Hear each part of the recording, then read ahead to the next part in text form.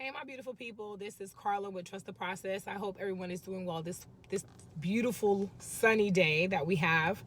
I'm in Georgia, so it's not so cold, not so hot. It's just right for me. I had a great morning, busy schedule. The week's been kind of crazy, but I like my crazy now. I like that everything is flowing. I like that, though it's not like easy, but it is easy in some ways because I enjoy everything that I'm doing and everything has a purpose. Um, I'm living a purposeful life. And a lot of us women don't live, we live on that go, go, go, do.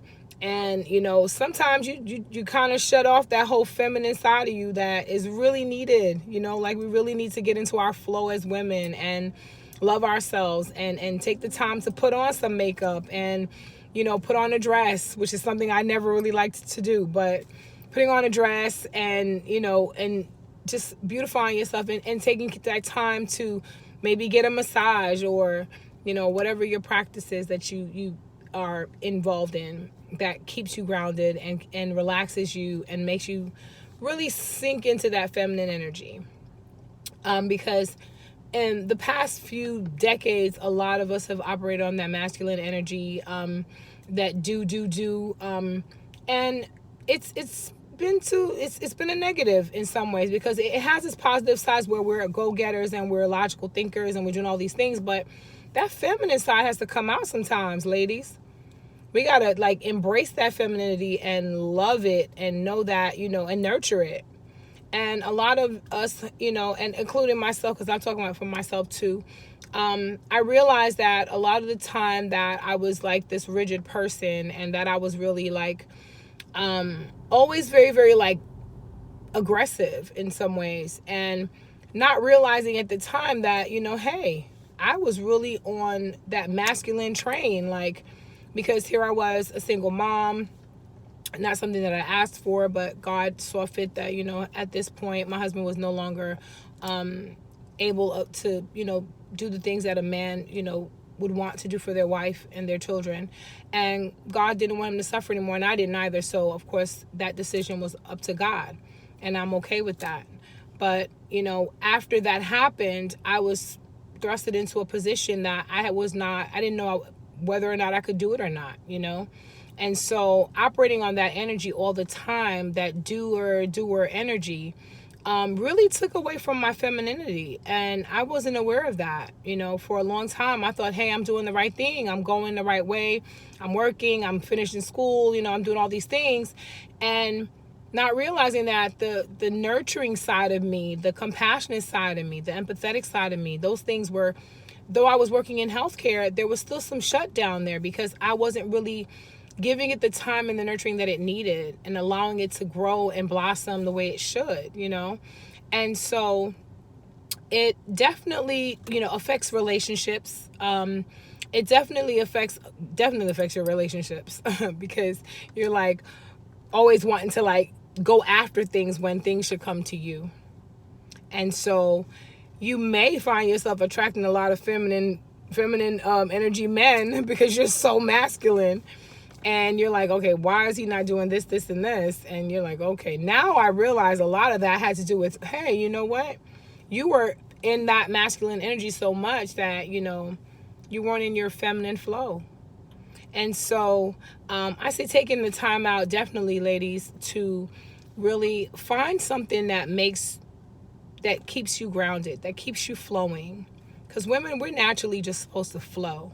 We don't really hold on to things too much. We're not supposed to, at least. We're supposed to kind of like let it go and let it flow the way it flows. And so having that confidence in yourself and knowing that, you own your femininity and that you love yourself for who you are, and that your beauty is different from others, but your beauty is your own, and that you own it and you love it and you accept it and you work with what you got, and you can enhance it if you want to, or you could play it down. I'm a person that loves to wear Dr. Martin boots, and and I'm a comfortable girl. I can throw on some heels when I have to, but I would rather be in my Doc Martens. And just really taking our time to do that. It's really necessary for us, especially for the relationships we have with our children. They're looking for that mom. They're looking for that nurturing spirit. They're looking for that compassionate woman that is within, the one that had them in their belly for 9 months and sang to them and did all those things. So that's what the children really look for. Especially our young men. They definitely, when a young man is deprived of that nurturing and that love and that compassion from their mom, it really does something to them. And when they get older as men, we can see it in a lot of men that we encounter now, that they're very rigid and they're not open to like expressing themselves. And so you can't really, you don't want to blame someone, but at the same time, when you become an adult, you make decisions like an adult, and you can, once you find your identity, or once you find the parts of you that no longer work for you, then you can, start to remove them and put some new things in there, which is what we're supposed to be doing. That's what growth is. Growth is a process. Growth is a process that is necessary. And if you are just stunted in your growth, people are going to outgrow you, and you'll be left behind. And as people outgrow you, and you'll notice that with friends too.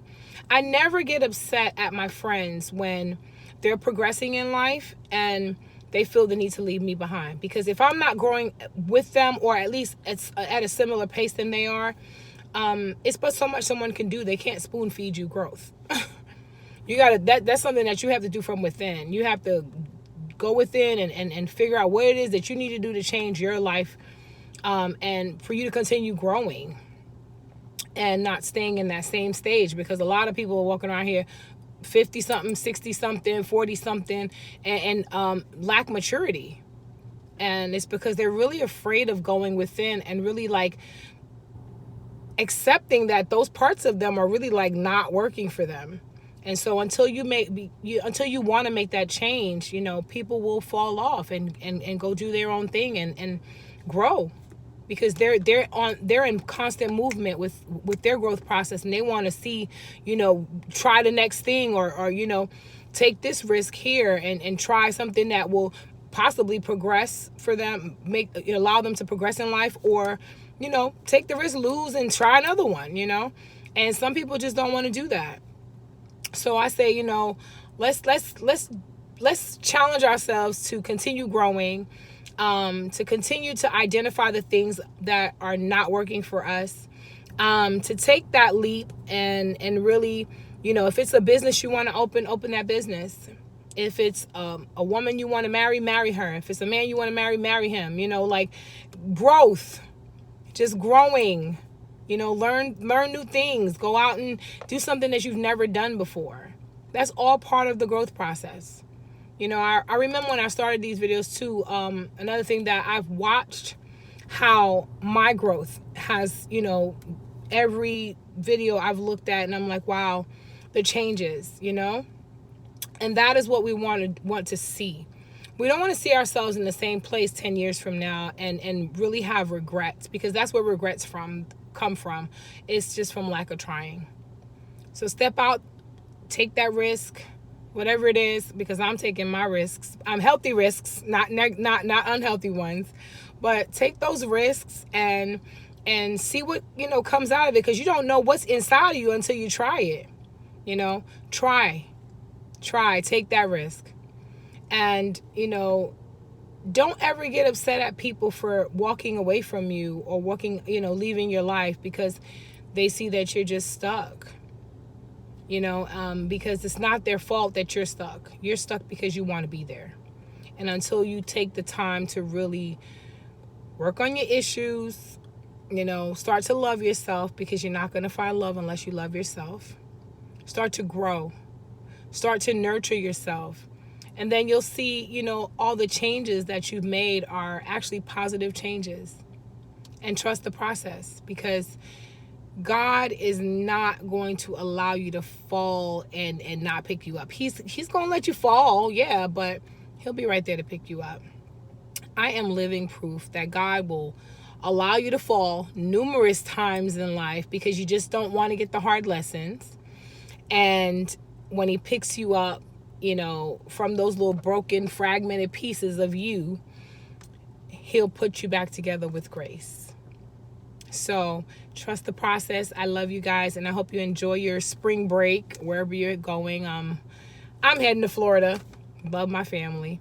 Can't wait to see them, and my baby, my big baby now.